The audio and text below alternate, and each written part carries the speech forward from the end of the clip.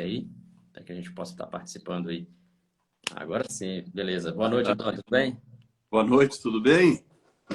Tudo ótimo. Prazer estar falando com você. Obrigado pelo aceite de estar participando aí dessa semana de imersão no Ciência da Bola. Muitas lives aqui, muitos profissionais de diferentes áreas. E nada mais, nada menos do que trazer um monstro, né, entre aspas, da preparação física, como o Antônio Carlos Gomes. Obrigado, Antônio. Que isso, eu que agradeço, estou à disposição.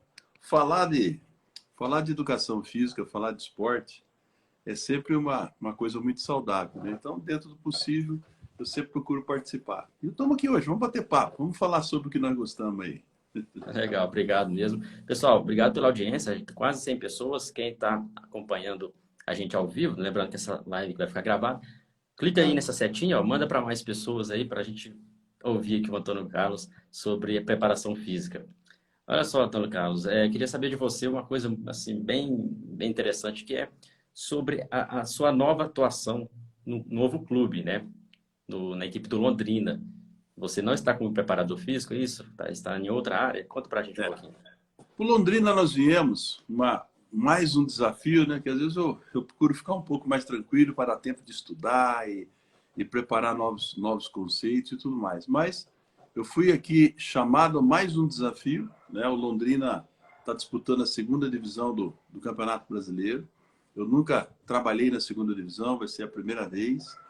E o Londrina ficou em 16º colocado aí no campeonato passado, quase caiu para a Série C. E como eu sou da cidade de Londrina, nasci na cidade, tenho família lá, então o pessoal do clube me convidou, eu aceitei esse desafio e dessa vez eu fui como diretor científico. Estamos montando uma área de ciência do esporte dentro do clube, estamos tentando modernizar os conceitos lá desse clube, para ver se esse clube ganha aí ascensão entre os primeiros colocados do Brasil aí e consegue subir para a primeira divisão.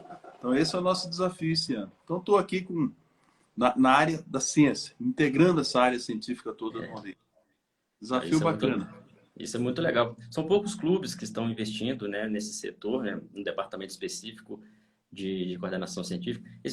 Você vai trabalhar, no caso, com todos os departamentos da parte de preparação física, fisiologia, parte médica, ou tem Está. também englobado a análise de desempenho, a comissão técnica, treinador? Como que Nós, funciona? nós estamos propondo um organograma que vai funcionar da seguinte maneira, aí com 7 coordenações praticamente, e uma das coordenações é a coordenação científica do clube.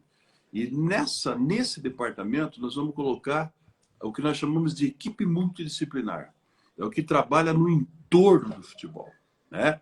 Então aí está a medicina, aí está a nutrição, aí está a fisioterapia, aí nesse departamento está a fisiologia, a bioquímica, a biomecânica, a enfermagem, ou seja, todas as áreas que são de suma importância, mas são áreas que trabalham no entorno do futebol. E a ideia é que no centro dessa comissão, dessa chamada equipe multidisciplinar, está a equipe técnica. Então, o treinador principal, o treinador de goleiro, o preparador físico, eles estão no centro disso. E essas áreas todas, nós estamos criando um sistema de gestão integrada nas áreas, para que a gente possa dar todo o subsídio possível para o treinador, para a parte técnica. Tanto da preparação física, como da preparação nutricional, como da psicológica, e assim da técnica e tática. Então, análise de desempenho está aí dentro, nós estamos criando protocolos de atuação, criando um fluxograma nisso tudo, porque é muito comum, às vezes, você tem muita equipe que tem a equipe multidisciplinar. Você tem clubes que tem. Mas se Sim. cada um funcionar no seu quadradinho, não converge para a equipe, né? Então, só para você ter uma ideia, por exemplo, né? Quando a gente faz um diagnóstico da equipe multidisciplinar, você pega lá, por exemplo, o médico, o preparador físico, o fisiologista, o fisioterapeuta, o nutricionista, todos eles medem a estatura do cara. Todos eles querem saber qual é o percentual de gordura. Então, o atleta do clube ele tem 1,70 m com a fisiologia, 1,68 m com a fisioterapia, com a nutrição ele tem 1,74 m, quer dizer, então ninguém sabe o que está acontecendo. Então, nós estamos definindo os processos. Quem faz o quê? Quem é que vai medir a estatura? Quem é que vai fazer essa parte antropométrica? Se é a nutrição, se é a fisioterapia, se é a fisiologia. E aquela área que fizer são aqueles dados que todos os outros vão utilizar. Então, estamos definindo os limites de atuação de cada área e, ao mesmo tempo, integrando para que o caminho seja um caminho sequencial e não trunque em nenhum momento, né?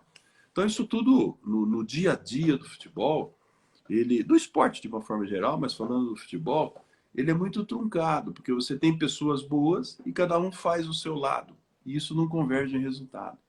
Então, a nossa ideia é tentar entender o quanto que a equipe multidisciplinar realmente pode ajudar a melhorar o resultado da equipe. Mais ou menos por aí. Isso é muito interessante, porque mostra o quanto que a ciência precisa realmente ser valorizada dentro do esporte, principalmente no futebol. E Sim, criando esses processos facilita até o trabalho de todos os profissionais, vai agilizar sem dúvida. também com que Sem alguns dúvida. resultados ali consigam ser oferidos, né, algumas medidas, por exemplo, e serem analisados. Isso é muito importante.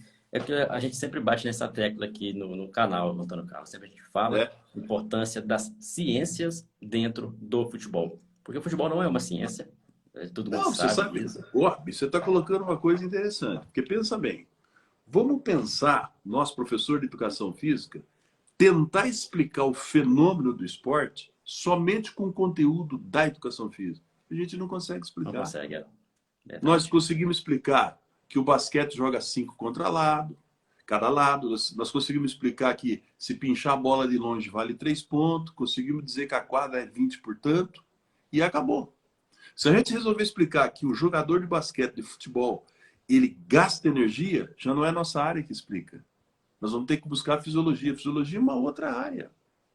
Se a gente achar que o movimento lá do chute do jogador de futebol não está legal, a nossa área não consegue explicar. Nós vamos ter que buscar lá na biomecânica. Então você veja como é complexo a atuação da ciência na nossa área. Porque nós não temos um único corpo científico.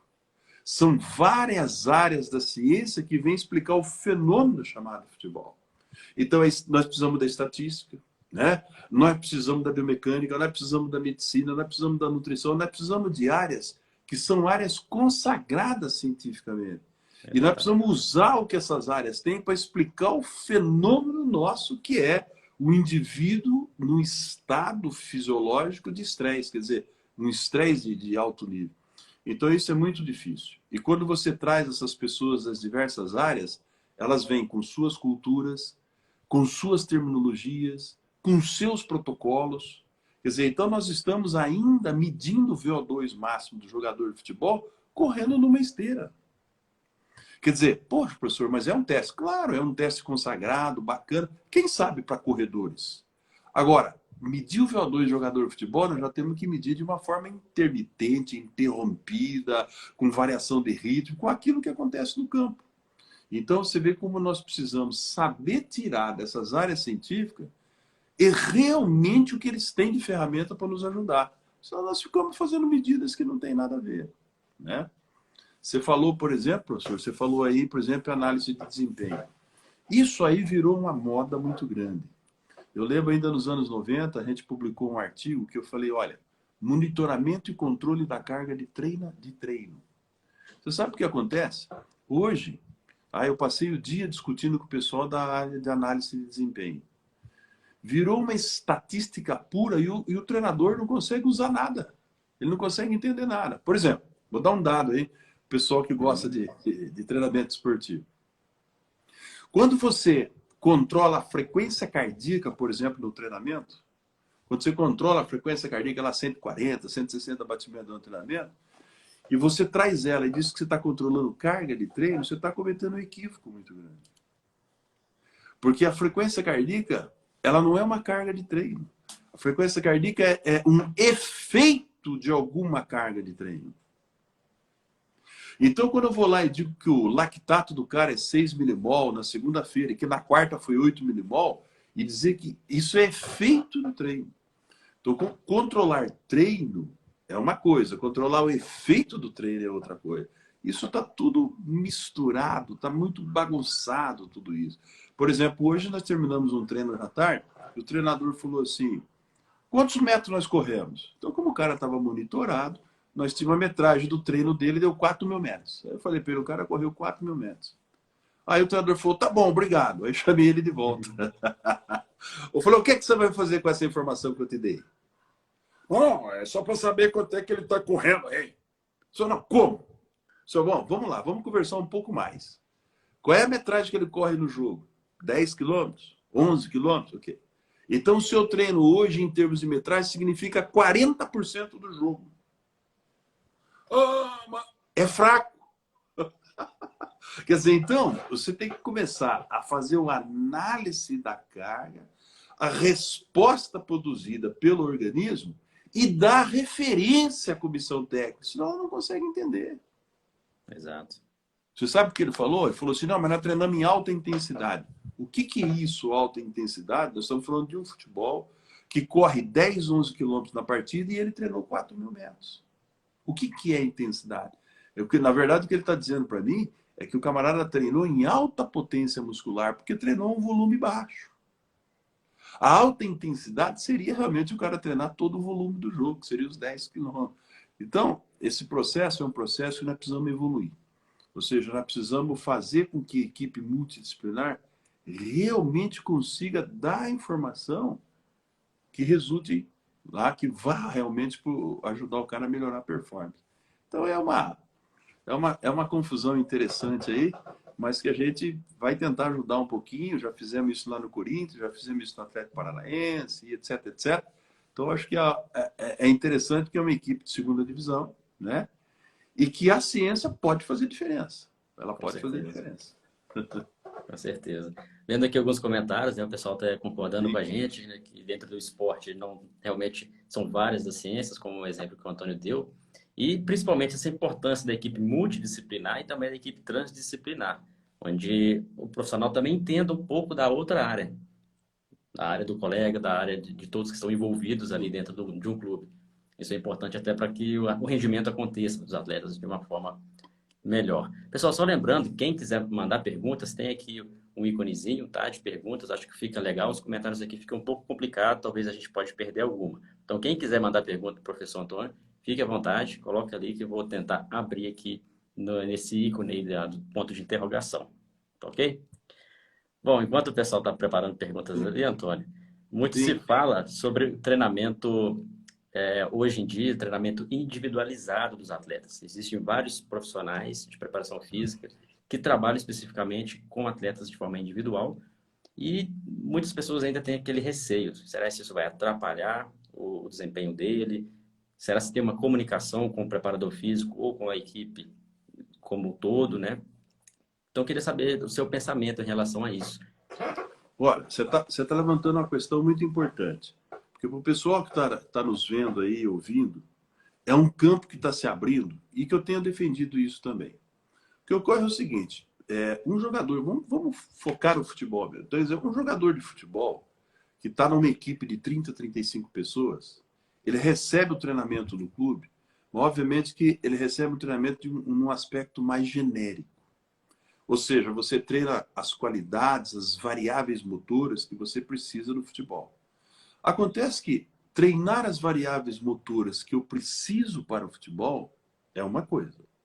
Treinar as variáveis motoras o qual o jogador tem deficiência é outra coisa.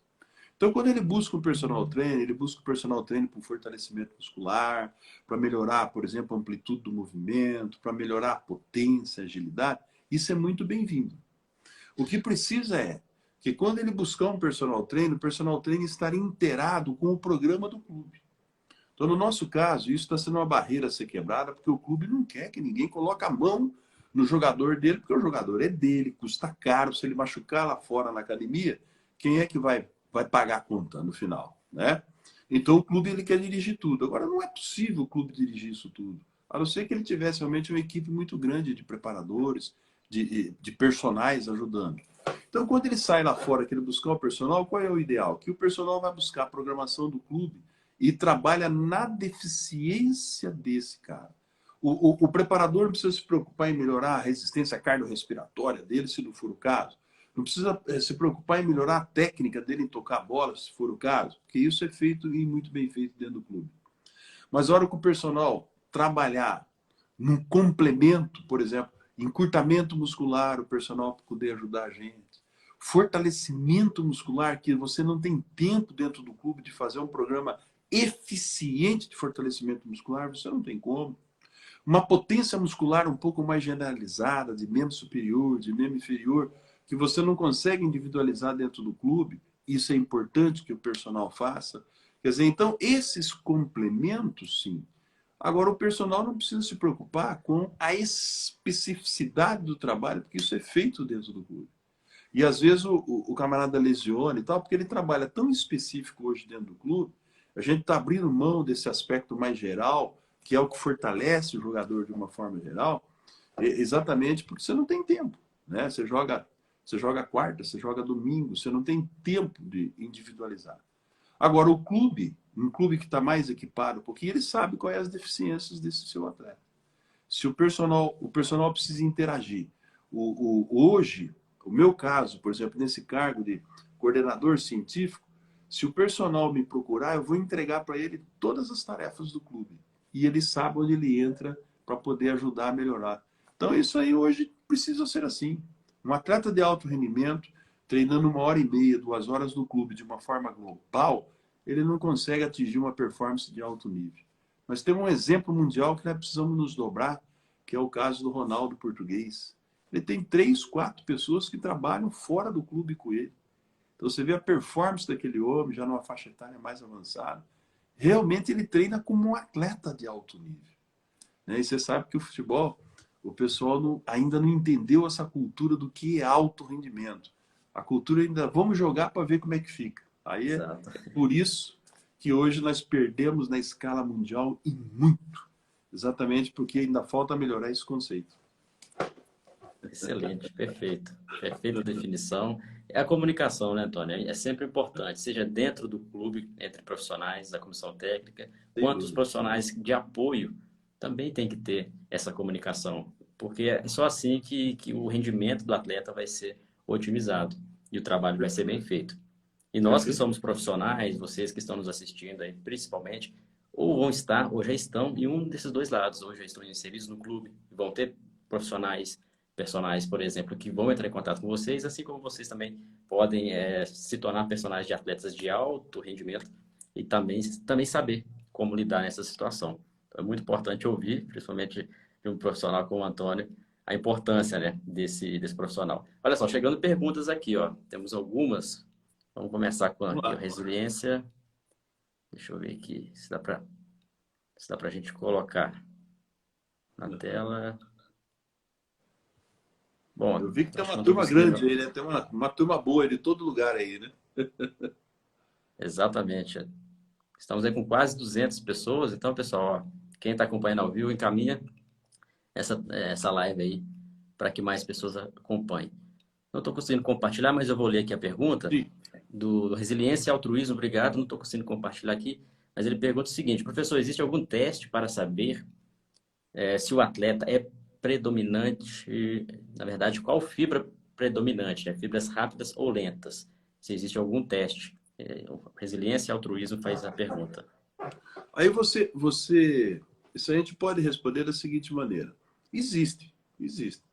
Primeiro, se nós falarmos de qualquer coisa mais apurada, não é a realidade do clube, que é realmente você fazer uma intervenção, tirar lá um fragmento de fibra muscular e verificar naquele fragmento qual é o percentual de fibra muscular rápido, qual é o percentual de fibra muscular lento. Como isso, primeiro, eticamente não se faz, o clube não realiza, então nós trabalhamos com testes motores. Então, por exemplo, nós utilizamos aqui o teste de potência, o teste de salto vertical. Então, usamos a plataforma e o cara faz a saída do solo, né? Faz o salto vertical.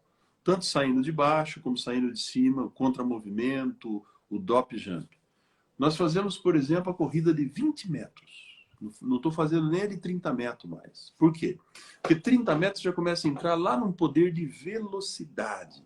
O jogador de futebol ele se desloca muito curto. E o grande negócio dele é reagir rápido, acelerar, frenar, trocar de direção. Então ele troca de direção o tempo todo. Então a gente está optando por fazer esforços mais curtos. A gente consegue fazer mais vezes e isso facilita o controle. Agora veja bem, quando eu peço para o camarada correr um 20 metros rápido, fazer um salto vertical, fazer um salto horizontal, eu já consigo ver num grupo de 20, de 30, de 35, quem são os mais rápidos. Aqueles que respondem principalmente à rapidez do movimento, 2, 3 movimentos num tempo menor, são os caras que têm um percentual de fibra rápida mais significativo. Então, aqueles que têm uma potência muscular menor, né, que são mais lentos no deslocamento, por exemplo, do que nós chamamos de mudança de direção, são as pessoas que têm um percentual de fibra mais lento.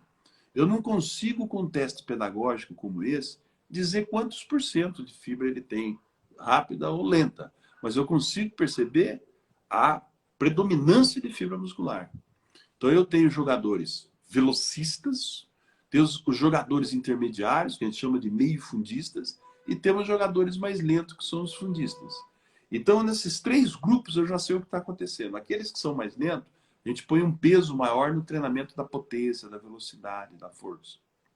Naqueles que são mais rápidos, a gente vai treinar a velocidade dele, a rapidez dele, mas nós vamos buscar outros pormenores, como a amplitude do movimento, a leveza do movimento, o melhor equilíbrio e assim sucessivamente. Então a gente consegue separar em 3 grupos e realmente dar ênfase para aquele que é um pouquinho mais lento, vamos chamar assim, né? Então, o cara que é mais lento, na nossa tabela de controle, ele é mais lento, ele precisa ter uma habilidade extraordinária. Aquele que é rápido, né? Claro que ele precisa ter habilidade, mas eles acabam se safando no futebol, mesmo sem grande habilidade. Mas por ser muito rápido, ele chega na frente, ele sai na frente, ele enfia a bola para dentro do gol. Então tem esses detalhes todos que nós precisamos cruzar, né? O que é a questão genética, a questão do treino físico, treino técnico, condição técnica e condição física. Então é possível você detectar quem são os mais rápidos, quem tem mais fibra rápida nesse sentido. Excelente.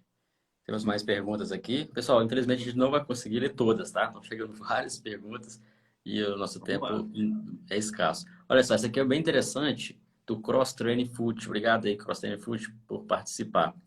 Ele pergunta o seguinte: devo dar mais ênfase a alguma valência física ou algum sistema energético específico?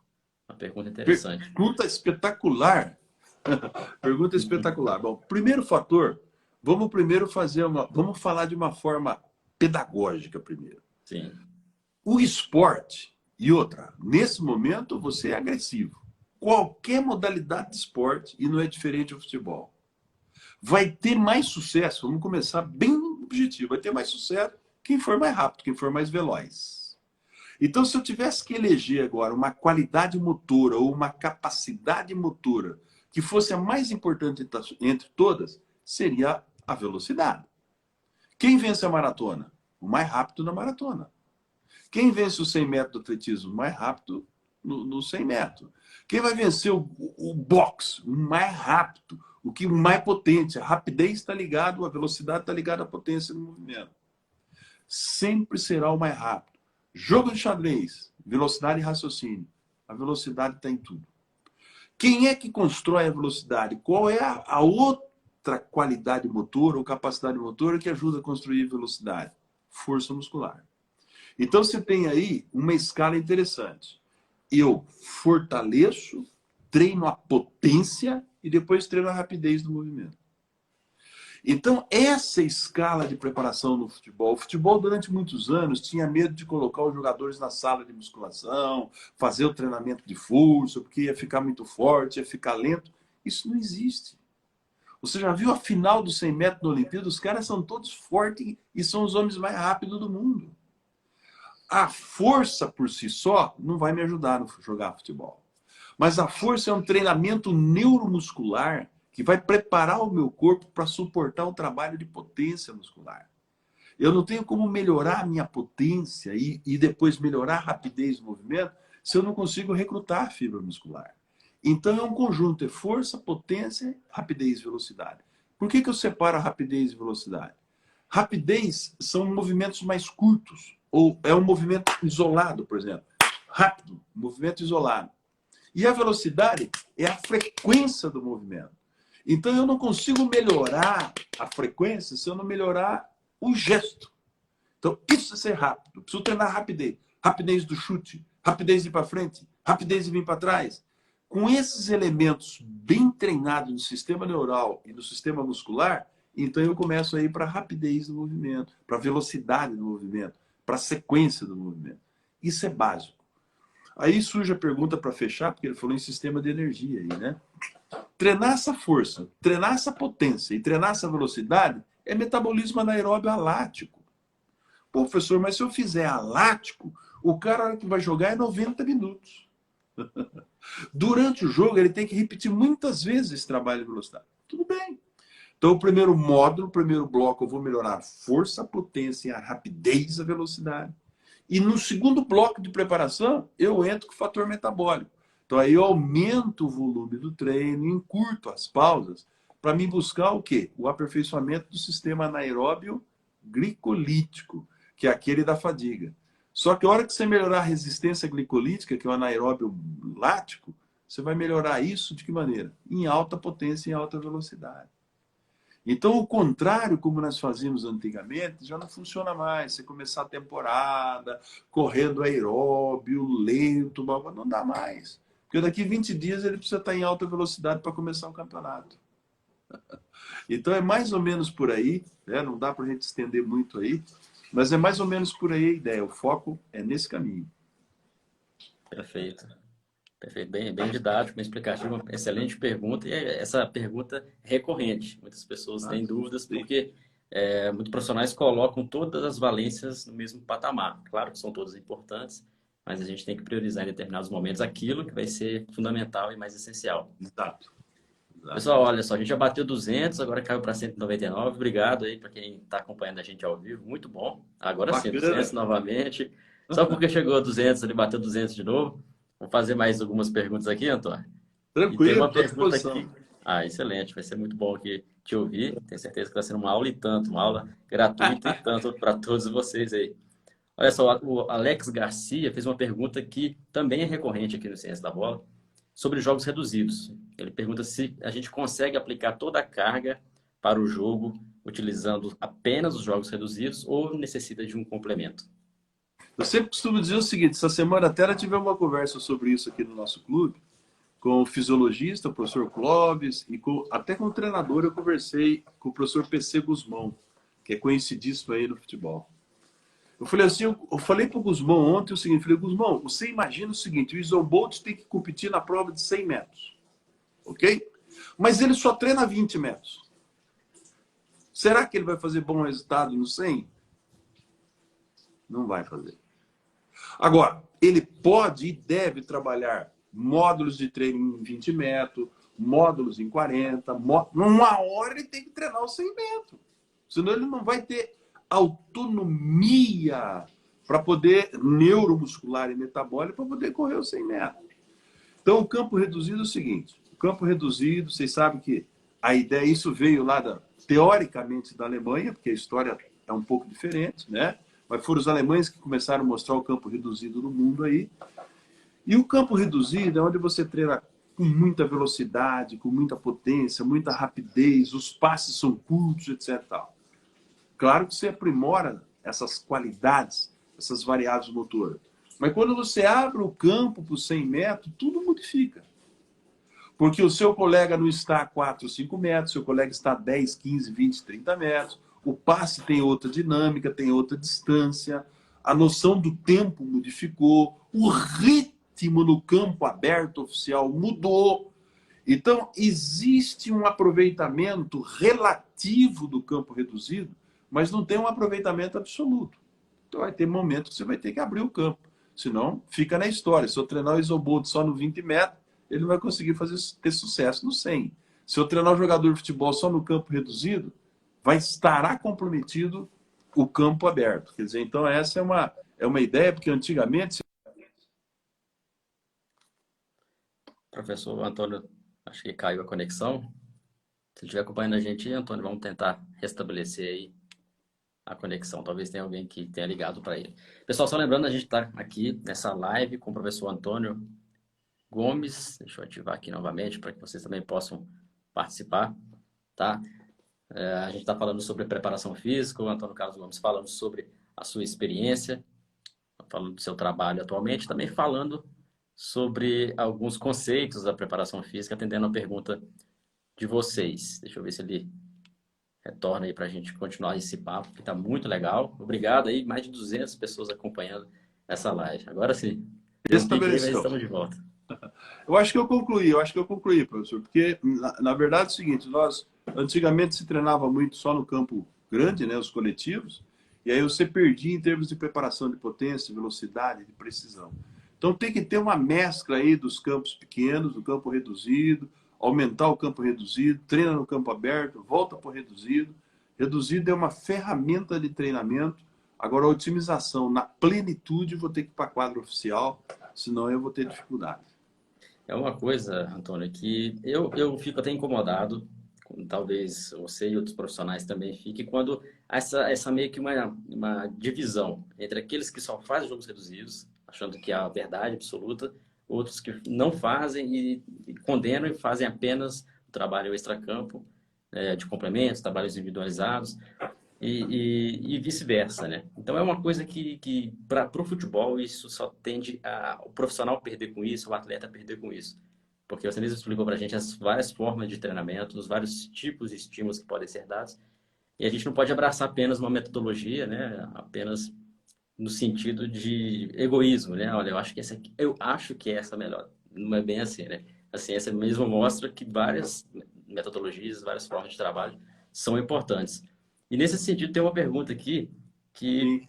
fala sobre isso. A pergunta, deixa eu só localizar, do Samir Quebra, Samir.quebra, obrigado aí pela participação.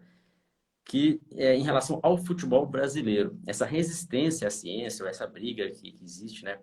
Em sempre resistir e negar alguma coisa que a ciência mostra que é importante, se isso foi e é o grande determinante por não sermos mais hegemônicos no cenário internacional, nós, no caso, o futebol brasileiro. Olha, a pergunta é bacana. Primeiro, eu vou dar um acordo no que o colega está falando. É verdade. Você sabe o que aconteceu? Nós ficamos pendurados no pentacampeão. E hoje, nós não temos produto para vender para o mundo. Quando eu digo produto, eu não estou falando em vender jogador de futebol. É muito pouco. Se nós somos pentacampeão do mundo, o mundo inteiro tinha que aprender futebol conosco. Então nós temos uma fantasia, uma casca que faliu. Nós deveríamos vender tecnologia para o mundo, nós deveríamos vender gestão no futebol para o mundo, nós deveríamos vender metodologia do futebol para o mundo. Você sabe o que está acontecendo? Os nossos clubes vão lá na Espanha, compram a metodologia para formar jogador do Barcelona para aplicar aqui no Brasil. Espera aí, quem que é o pentacampeão do mundo? Nós não temos nada para oferecer. Então, o que aconteceu? Encapsular esses conhecimentos nossos, ora empírico no passado, precisava nós ter abraçado a ciência acadêmica. A ciência acadêmica tem método, eles têm formato, eles têm metodologia.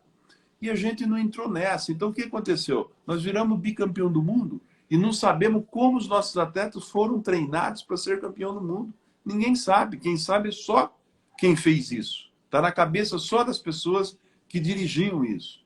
Então, o nosso futebol faliu. Nós estamos aí, ao meu ver, uns 20 anos atrás da Europa. As aberturas dos nossos jogos são pobres, os caras fazem espetáculo, tem show, tem placa. Não tem uma empresa internacional de altíssimo nível que quer investir nisso no Brasil. Então, nós não conseguimos empacotar um bom produto para vender. Nós só temos um elemento do produto. Chama-se jogador. E quando você não tem jogador, o clube vai falir. E o que está acontecendo hoje? No mundo está desaparecendo o craque. No Brasil é a mesma coisa, porque não tem mais as brincadeiras, ninguém chuta mais bola, o pessoal está no eletrônico, acabou o craque. Se nós só vendemos um jogador e ele está acabando, como é que nós vamos fazer? Então, para acordar hoje, para que a gente retorne a ser líder mundial daqui 10, 15 anos, os clubes vão ter que começar agora a prestar atenção, organizar a gestão, ir para o lado da inovação, ir para o lado da tecnologia, tem que entrar ciência de gestão, senão nós não vamos conseguir fazer um futebol que chame os olhos do mundo novamente nunca mais. Essa que é a verdade. Exatamente. E a ciência, ela vem para ser aliada. Essa negação à ciência, não só no esporte, mas na sociedade de forma geral, é algo também muito preocupante. E a gente sabe que que não é assim que a gente vai melhorar como cidadãos e também como esportistas e principalmente como profissionais. Principalmente quem está acompanhando esse canal, Ciência da Bola, a gente sempre propaga isso, quem também segue e acompanha seu trabalho, que é altamente qualificado, suas produções científicas, seu trabalho também em campo. Então, é sempre isso, pessoal, estudar, buscar conhecimento, buscar aliar aquilo que é importante e nunca esquecer de que o esporte, por mais que ele não é uma ciência, ele precisa de conhecimento, precisa das ciências para que a gente consiga trabalhar bem e ter resultados, né? Só assim que se negar isso, apenas se jogar futebol apenas ao acaso ou à sorte, infelizmente vai Difícil. acontecer o que você disse, né? Pode É. falir de vez aí o futebol brasileiro. Antônio Carlos, Exato. muito obrigado pela sua participação. Para a gente fechar, como a Aham. gente de praxe a gente faz. Tem muitas perguntas aqui, eu acho que seria injusto selecionar algumas aqui, vamos ficar várias perdidas, mas as que já a gente leu aqui, acho que foi muito relevante para o nosso papo. E obrigado a todos que Sim. mandaram perguntas e participaram aí com a gente ao vivo. De praxe, sempre uma mensagem final para quem está nos assistindo. Conselho específico para quem quer ser um preparador físico, quem já está trabalhando com preparação física e quer se desenvolver mais. Os conselhos mesmo de um sábio como você dentro dessa área. Bom, se você escolheu ser um preparador físico, então você escolheu uma área, primeiro, muito linda, muito bonita, porque é cuidar, primeiro passo, da saúde das pessoas. Saúde biológica, saúde física, mental das pessoas. O segundo ponto, você é um vendedor de sonhos, porque as pessoas que estão com você, principalmente no esporte de rendimento, elas têm um sonho de ser campeão. E elas estão 100% na sua mão para ser campeão. Só que hoje, ser o campeão, por mais talentoso que ele seja, ele não consegue chegar lá sem a gestão de conhecimento, sem o seu conhecimento. Então, você quer ser um bom profissional? Primeiro, veja bem se isso toca seu coração. Tem que ter amor para você fazer a sua profissão. Sem amor, só por dinheiro, você não vai chegar. Se você sentir que você tem amor pelo que você está fazendo, o segundo passo é ter conhecimento. Porque com conhecimento você vai facilitar a vida das pessoas que você está treinando para atingir os objetivos dela e, consequentemente, o seu objetivo. Então, essa é a dica que eu dou. Temos que ler, temos que estudar, vamos fazer estágio, saiba dizer que não sabe. Só fica bom quem admite que não sabe. Porque a partir do momento que você acha que você sabe tudo, você já começou a ficar para trás. Essa aí é a dica que eu tenho que dar para vocês. Parabéns para todos aí, obrigado pelo convite, viu? Estou sempre aqui à disposição quando puder para bater papo sobre isso. Estou vendo aí 200 e poucas pessoas, deixa a gente motivado. Estou quase saindo daqui já ir dando treino para alguém, de ver essa turma toda querendo saber de educação física, de preparação física, principalmente de futebol, né? Obrigado, Muito viu, pelo legal. convite. Eu que agradeço, foi um enorme prazer estar falando com você. E tenho certeza que não vai ser a última. Fica o convite aberto aí para outras oportunidades, outras lives, até mesmo nas nossas Amém. formações.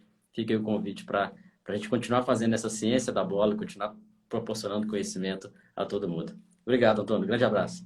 Tudo de bom para vocês. Tchau, pessoal. Obrigado. Valeu, pessoal. Grande abraço. Até mais. Até mais.